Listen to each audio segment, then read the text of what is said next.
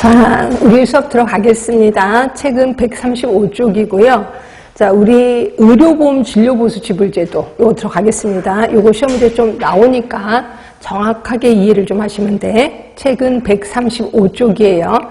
자, 이 중에서 시험 문제 나왔던 거는 행위별수까지. 예, 시험 문제 좀 자주 나옵니다. 왜냐하면 우리나라에서 하고 있는 게 이 행위별수까지거든요. 그죠? 그래서 행위별수까지는 제가 지난 시간에 얘기했을 거야. 행위 하나하나마다 가격을 매긴다. 이렇게 표현했어요. 뭐 예를 들어서, 막, 꼬매, 이제 찢어갖고 꼬매는데, 한 바늘 꼬매는데 얼마. 이렇게 들어갑니다. 결국 내가 10바늘 꼬매면 곱하기 10 해서 돈을 받게 되는 거죠. 그러면 여러분이 만약에 의사라면 많이 꼬맬까요? 조금 꼬맬까요? 많이 꼬매겠지. 그래 돈이 받으니까. 예, 그렇게 생각하시면 돼. 자, 그래서 의료인의 진료 행위마다 일정한 값을 정해서, 그러니까 일정한 값을 정한다는 건 점수를 매긴다는 거죠. 점수를 매겨서 그 다음에 1점당 곱하기 얼마 해갖고 돈이 나오는 거죠. 그래서 진료비를 결정하는 것으로 가장 흔한, 전 세계적으로 가장 흔한 게 행위별수까지입니다. 이렇게 알고 계시면 되고, 일명 이거를 점수를 매긴다 그래서 점수제라고도 하고 있습니다. 그러니까 똑같은 말은 다 알고 계셔야 돼. 그 다음에 이제 봉급제. 이제 봉급제는 월급 받는 거죠. 월급 받는 거. 그럼 우리나라에서는 월급 받는 의사들 당연히 있죠. 뭐 큰 병원에 있으면 그 의사들 되게 많잖아요. 다 월급을 받는데 그 월급의 종류가 두 가지가 있어요. 단순 봉급제가 있고 그 다음에 또 하나 성과급제가 있어요.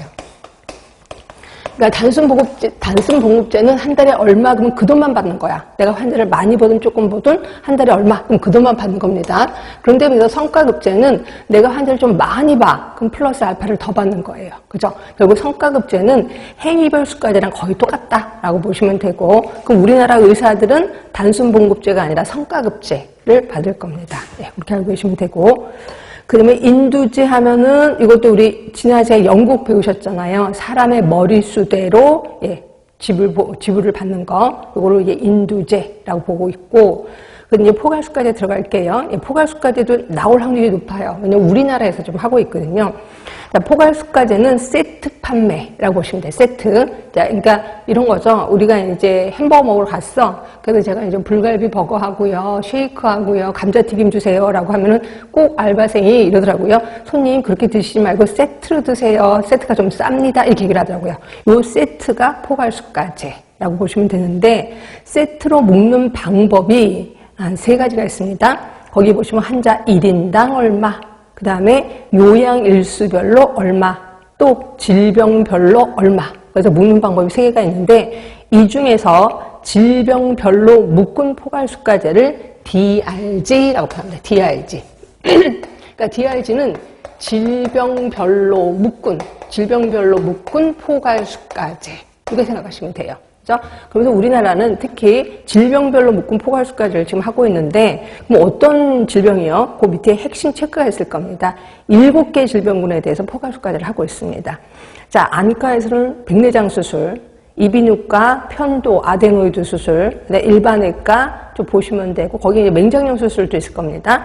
산부인과는 이제 그 자궁 부속기 수술, 이렇게 7개 질병군에 대해서만 포괄수까지를 하고 있다라고 보시면 될 것 같아요. 자, 이렇게 있고, 그 다음에 총괄계약제는 이것도 혹시 독일, 제가 총괄계약제 설명드리지 않았을까요? 설명드렸나요? 안 드렸나요? 안 드렸어요? 기억 안 나세요? 예, 총괄계약제는 이것도 설명만 그냥 드릴게요. 간단하게 드릴게요. 잘 나올 것 같지는 않은데, 왜냐면 우리나라에서 하고 있는 게 아니라 독일에서 하고 있거든요. 그러니까 독일 같은 경우에는 우리나라는 그 공단이라는 이름으로 하나가 있는데, 독일 같은 경우는 조합이 많아요. 조합이 1000여 개가 있습니다. 1000여 개가. 그래서 조합이 엄청 많은데 그 나라 국민이면 어느 조합에 들든지 꼭 조합에 들어야 돼. 근데 어느 조합에 들지는 내 자유다. 이렇게 보시면 돼. 근데 더 신기한 건 뭐냐면 조합마다 달달이 내는 보험료가 제각기 달라요. 근데 난 돈이 없기 때문에 제일 싼 조합에 들었다고 합시다. 그래서 이 조합이 제일 싸. 그래서 이제 여기랑 계약을 맺어서 내가 달달이 보험료를 냈단 말이에요. 그리고 내가 아파요. 그러면 이 조합이랑 계약을 맺은 병의원이 있어요. 나는 꼭 거기에만 가야 돼. 다른 병의원은 못 간다는 거죠. 이거를 우리는 총괄계약제라고 하는데, 그럼 왜 총괄이냐면 여기 조합하고 여기 병의원이 대표자가 만나서 1년에 한 번씩 돈을 딱 줍니다. 총액을 줍니다. 그 총액 갖고 자기네들끼리 나눠 갖는다 이렇게 보시면 돼요. 이걸 우리 총괄계약제 또는 총액계약제라고 표현하는 거예요.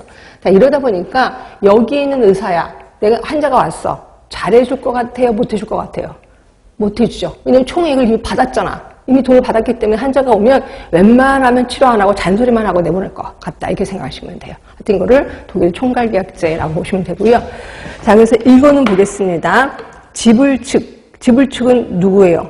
조합이죠. 조합이 진료 측 의사입니다. 그러니까 각 병의원의 의사들이 미리 진료 보수 총액을 정하는 계약을 체결해요. 그러니까 1년에 얼마 딱 주는 거죠.